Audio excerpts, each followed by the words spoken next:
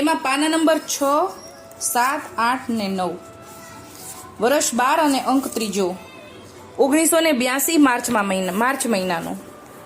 ચરણામૃતનો મહિમા. ચરણામૃત કોટી મંગલ કરનારું છે, માટે ચરણામૃત મુખ્ય લેવું જોઈએ. હવે આપણે ચરણામૃતના મહિમા વિશે એક વાત અહીં રજૂ કરવામાં આવેલ છે. એ વાત સત્ય બનેલી છે, પણ ગામ અને નામ બંને કલ્પિત આપેલા છે. એટલે ગામનું નામ અને વૈષ્ણવનું નામ બંને બદલીને મૂકેલું છે. આમાં ગામનું નામ જામખંભાળિયા જે બદલાવેલું છે, સાચું અહીંયા નથી લખેલું. બે બહેનો શાંતાબેન અને કાંતાબેન બંને મુંબઈ જવા માટે, કોઈના પ્રસંગ માટે મુંબઈ જવા માટે સ્ટેશને ગયા. રેલવેમાં બેઠા.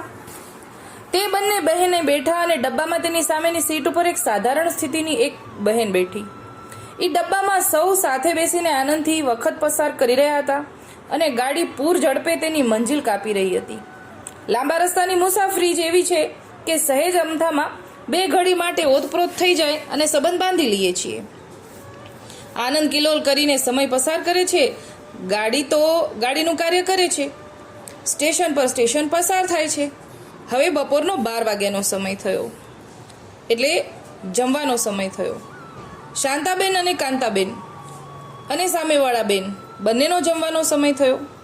હવે શાંતાબેન અને કાંતાબેન તો વૈષ્ણવ છે, એટલે બીજા સામેવાળા બેન છે એમણે પોતાનો ડબ્બો ખોલ્યો અને એમણે પોતાનું ભાતું લઈ અને જમીને ડબ્બો પાછો અંદર મૂકી દીધો. પછી શાંતાબેન અને કાંતાબેન વિચારે છે કે હવે આપણે પ્રસાદ લઈ લઈએ, ભૂખ તો લાગી છે. બંને બહેનોએ હાથ પગ મોઢું ધોયું, કોગળા કરી અને સામસામા પાટલી પર બેઠી ગયા. બંને બહેનને પોતાના પાસે એક ચણામૃતની નાની એવી ડાબલી કાઢી. એમાંથી બંને બહેનોએ મુખમાં ચણામૃત લીધું અને ખાવાના ભાતામાં પણ પધરાવ્યું. પેલી સામે બેઠેલી બાઈને થોડું ભાતું આપવાનો આગ્રહ કર્યો અને બોલી કે અરે બેન, મેં તો હમણાં જ મારું ભાતું ખાધું છે, હવે મને ભૂખ નથી, તમે બંને નિરાતે જમો. આમ કહીને પેલી બાઈ કાંતાબેનની અને શાંતાબેનની આ દરેક ચેષ્ટા નિરખ્યા જ કરતી હતી. એકી ટસે જોયા કરતા હતા સામેવાળા માસી. આ બંને બહેનોએ નાસ્તા પાણીનું કાર્ય પતાવીને હાથ મોં ખાસા કરી જળ લઈને બેઠા. પણ પેલી બાઈ શાંતાબાઈ અને કાંતાબાઈની દરેક ક્રિયા એકી ટસે અચરજ પામીને જોયા જ કરતી અને નિરખ્યા જ કરતી. આ જોઈને શાંતાબાઈ પેલી સ્ત્રીને પૂછવા લાગ્યા, બહેન, અમારા બંને સામું શું નિહાળ્યા કરો છો? તારે અમને કંઈ પૂછવું હોય એવું અમને લાગી રહ્યું છે, માટે તો વિના સંકોચે તારે જે પૂછવું હોય તે અમને કહે, જેથી તારા મનનો ખુલાસો થાય. ત્યારે પેલી બહેન નમ્રતાથી બોલી, જો આપને દુઃખ ન થાય તો હું આપને કંઈક પૂછું. ત્યારે બંને બહેનો નમ્રતાથી મધુરવાણીથી બોલ્યા, તું જે પૂછવા ધારતી હો તે ના સંકોચે પૂછ, અમને એમાં જરાય દુઃખ નહીં થાય. પેલી બાઈ ઘણા દુઃખ સાથે બોલી કે હું મીઠાપુરની રહીશ છું અને જ્ઞાતિ અમે શ્રીમાળી બ્રાહ્મણ છીએ. મારા પતિ કારખાનામાં નોકરી કરે છે. ઈશ્વરની કૃપાથી અને તમારા જેવા બહેનોના આશીર્વાદથી સુખી છીએ. અત્યારે હું અમદાવાદ મારા પિયર જવા નીકળી છું. ત્યાં તમારી જેવા સન્નારીઓ મને સથવારો થયો, પણ તમે દુઃખ ન લગાડતા, કારણ કે હું અભાગણી મંગળ મીઠી છું. કોઈ ખાતું હોય અને જો એના ઉપર મારી દ્રષ્ટિ પડે તો તુરત જ વમન કરીને બહાર કાઢી નાખે. કોઈ સારી વસ્તુ પહેરેલી કે કોઈ ઓઢેલી સ્ત્રીના સામે મારી દ્રષ્ટિ પડે તો તે નિરાતે પહેરી ઓઢી ન શકે. મરે તો નહીં, પણ માંદી તો જરૂર પડે. આવી મારી દ્રષ્ટિનો ખરાબ પ્રભાવ છે અને આવું હું દુષ્ટ દુખિયારી છું. હું આવી દુષ્ટ હોવા છતાં, મારી દ્રષ્ટિ ખરાબ હોવા છતાં તમે બંને બહેનો ઉપર એનો કોઈ પ્રભાવ પડ્યો નહીં, એમ તમને પણ કંઈ થયું નહીં. આવી અચરજની વાત બનવાથી હું મનમાં ક્યારની વિચારું છું કે તમને તે વાતનું કાંઈ પણ થયું કેમ નહીં. જો હું ઘણું અચરજ પામી. વળી આપે પેલી નાનકડી ડાબલી કાઢી અને તેમાંથી ચપટી ભરીને મુખમાં કંઈક મેલ્યું અને ખાવાની વસ્તુમાં પણ પધરાવ્યું, તો શું એ દવા છે? એ જરા તમને યોગ્ય લાગે તો મને સમજાવો. આવી મારા દુઃખની વાત છે, એનાથી હું તિરસ્કારને પાત્ર ગણાવું છું. પેલી બહેનની આવી દુઃખભરી વાત સાંભળી કાંતાબેન શાંતાબેન અચરજ પામ્યા અને બોલ્યા, બહેન, તમારું દુઃખ તો મોટું છે, પણ ઈશ્વર જે નિર્માણ કરે છે તે ખરું, એ તો માથે જ ચડાવીએ છૂટકો. આ કોઈ આપણા હાથની કાંઈ થોડી વાત છે. માટે બહેન એમાં દુઃખ ન લગાડવું, જેવા આપણા નસીબ. શાંતાબેન ને કાંતાબેનના આવા દિલાસાભરી વાત સાંભળી પેલી બેન બોલી, બહેનો, તમે પેલી ડાબલીમાં તમારા ભાતામાં શું ચપટી ભરીને નાખ્યું અને મુખમાં મેલ્યું? ઈ મને તમે સમજાવો. એ કઈ દવા છે જે દવા કામ કરી ગઈ છે, જેના કારણે મારી મંગળ મીઠી તમને અસર થઈ નહીં?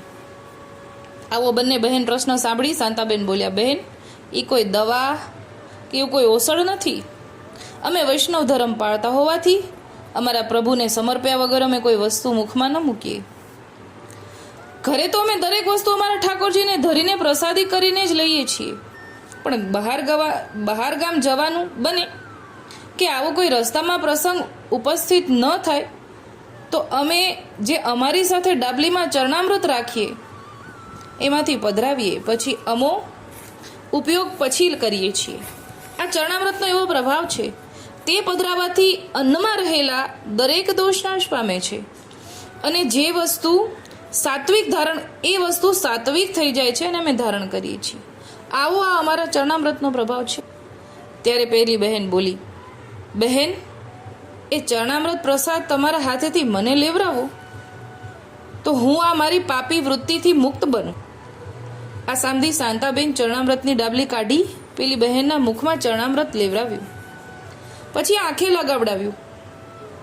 ચરણામૃત લેતાની સાથે જ પેલી બહેનના દેહમાં કંઈક અકળિત આનંદનો અનુભવ થવા લાગ્યો અને તે ત્યાં સુધી કે ચરણામૃતના પ્રભાવથી તેની જે દોષવાળી દ્રષ્ટિ હતી એમાંથી તેને મુક્તિ મળી ગઈ અને તેથી દ્રષ્ટિ નિર્મળ બની ગઈ. ત્યાર પછી તેની દ્રષ્ટિ કોઈ પણ વ્યક્તિ ઉપર લાગી નથી એવું સાંભળ્યું છે, એમ કહેવાય છે. આવો અદ્ભુત પ્રભાવ ચરણામૃતનો છે. ચરણામૃત એ કોઈ આપણી માનેલી સાધારણ વસ્તુ નથી. આપણા દરેક વૈષ્ણવોના ઘરના રસોડામાં ચરણામૃત હોવું જોઈએ. જે ઘરે પ્રભુ સેવા ન બિરાજતી હોય, જો ઘરે પ્રભુ સેવા ન બિરાજતી હોય તો તમારી બનાવેલી રસોઈમાં દરેક વસ્તુમાં ચરણામૃત પધરાવીને પ્રસાદી કરી લેશો તો એ અન્નની શુદ્ધિ થઈ જશે. તમને આનંદનો અનુભવ થશે. અનુભવ કરવામાં કોઈ દોષ નથી. આવો ચરણામૃતનો પ્રભાવ છે. માળા તિલક ચરણામૃત એ દરેક બાહ્ય તથા આંતર શુદ્ધિની આપણા પુષ્ટિ માર્ગની ઢાલ છે. દેહનું રક્ષણ કરે છે. તેમ આ ઢાલ દેહ તથા આત્માનું રક્ષણ કરી દેહની આત્માની શુદ્ધિ કરે છે, રક્ષણ કરે છે. વાર્તા આટલી જ હતી. આ વાત ઉપરથી આપણે જાણીએ કે ચરણામૃત લઈને કેમ આપણે લેવું જોઈએ. આપણે કોઈની દ્રષ્ટિ દોષ થઈ અન્નમાં પણ તો પણ નિવૃત્ત થઈ ગઈ. અહીંયા આપણે એ વાત જાણી નાની વાતમાં.